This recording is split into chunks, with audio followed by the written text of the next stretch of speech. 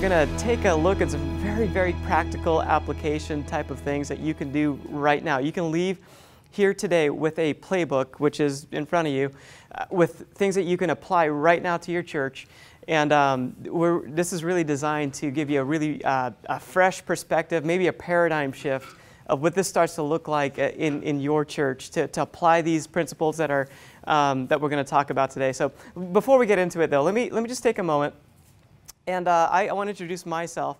So again, my name is Michael Persad. Okay, I was born in a small little country in Guyana, and before I was born even, there was a missionary that came to our country, and that missionary told us about Jesus, told my mom about Jesus, and she accepted Jesus, and she went from being a Hindu into being a Christian, and then she raised us, her kids, as Christians, so we knew Jesus. And then when I was about 5 years old, we moved to this country, and after we moved, though, my father left, and so I never really knew him. Like he just was gone, but the church was there. Like we had a great church.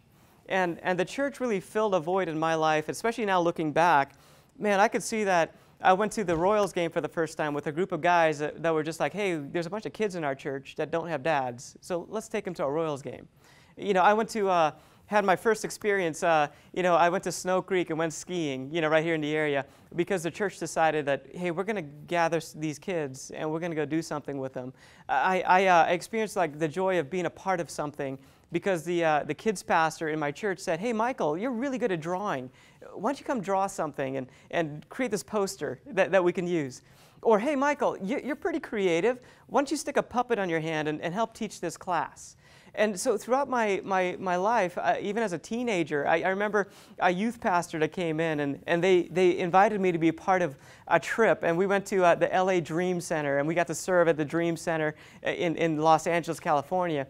And they even paid my way to go on that trip because we didn't have what it took to go on that trip. And those are the things that have shaped me. Those are the things that have made the most difference in my life.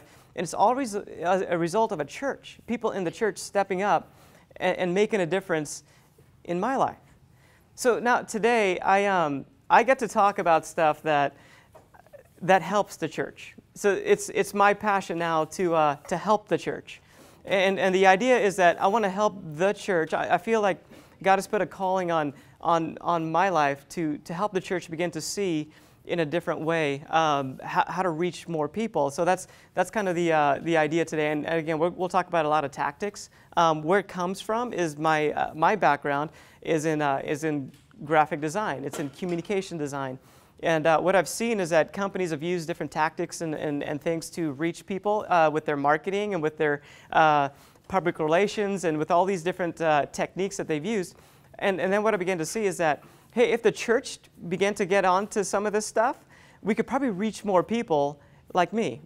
We could probably reach more people in our communities that need Jesus if we just had a little bit more understanding of what it is that the marketplace is doing in these things. So Bishop Vaughn has been awesome to work with in the last several years. We've probably been hanging out for the last 3 years or so, actually 3 or 4 years. And so we've done like websites, and we've done some signage in the facilities. We've created a new logo.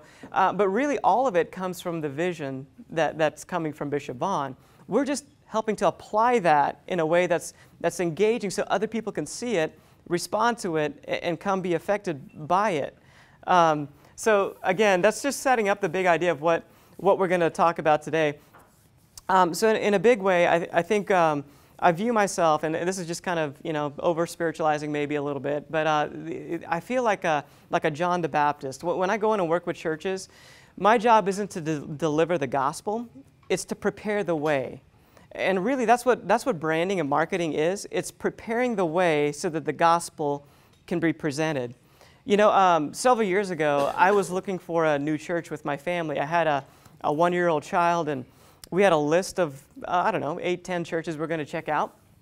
And we got to the second church on our list, and we're just checking them out, my wife and I. And we walked into the church and back to the kids' areas, and we checked in my son, and we saw these beautiful murals on the wall, and they looked really, really good. It's like, man, these guys put a lot of money into these murals that are on the wall.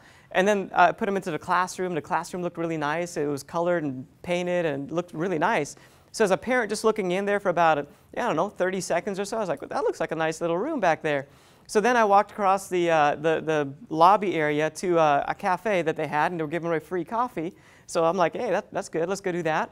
And all around the coffee area, they had missions stuff. So they're involved in all these different things around the world, in the Philippines and in Africa and India, South America, Central America. And it was all plastered up on the wall. And then they had like all these dots about like missionaries that they support all over the world.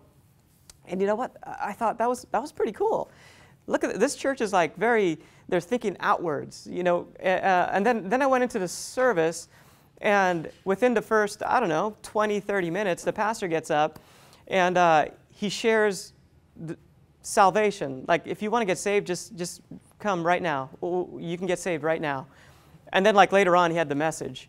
And they had these lights and all these different things going on, and it just communicated to me. I mean, this church is really thinking about not necessarily who's members, they're thinking about who's not the members, who needs salvation, who needs Jesus. So basically, we didn't go any further on our list. We stopped right there. This was our church, and that's where we stayed. And the funny thing is, we didn't meet the pastor for about 6 weeks. I didn't talk to any leadership for about 6 weeks. I didn't make that decision after I heard the sermon. I made the decision before I heard the sermon. And in a lot of ways, that's what our churches are. Our churches and the way we present our churches speak before we speak as pastors. The front door to your church is really a website. The first time somebody hears your preaching is going to be online. It's going to be by pulling out their phone and checking it out there before they even step foot into your doors. So if we begin to understand how the world works now as church leaders, then we can begin to step into what can we do? How can we be strategic so that this calling, this message that we have is able to get out there in a way that's relevant to today's culture? And it's not just about young people. I mean, everybody. If you pull out your phone right now, you probably have a smartphone in your pocket.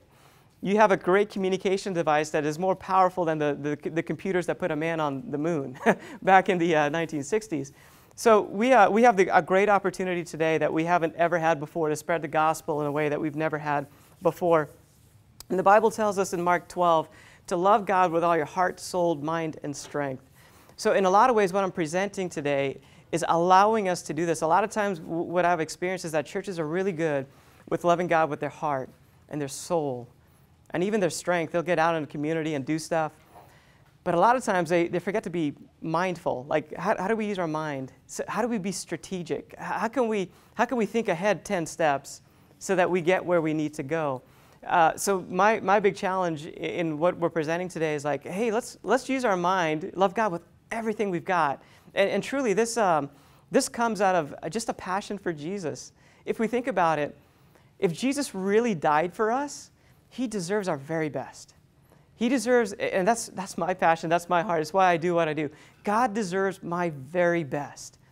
If we all think about it, where would we be without Jesus? I mean, just think of it. For me, I've been saved all my life, but he brought me from a country to this country.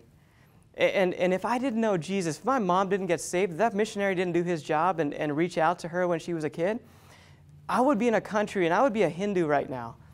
And I would be in a place that isn't a good place. So it drives me to think, wow, right now, right here today, I'm here because of what Jesus did. Because somebody came along and told me, and because a church invested into me. That's why I have what I have. It's why I do what I do. And for us, I think we're all in the same boat. We know that Jesus matters, right? And we want to help that get out to as many people as possible. And we need to be willing and able to change and adjust so that we can do that and do it effectively.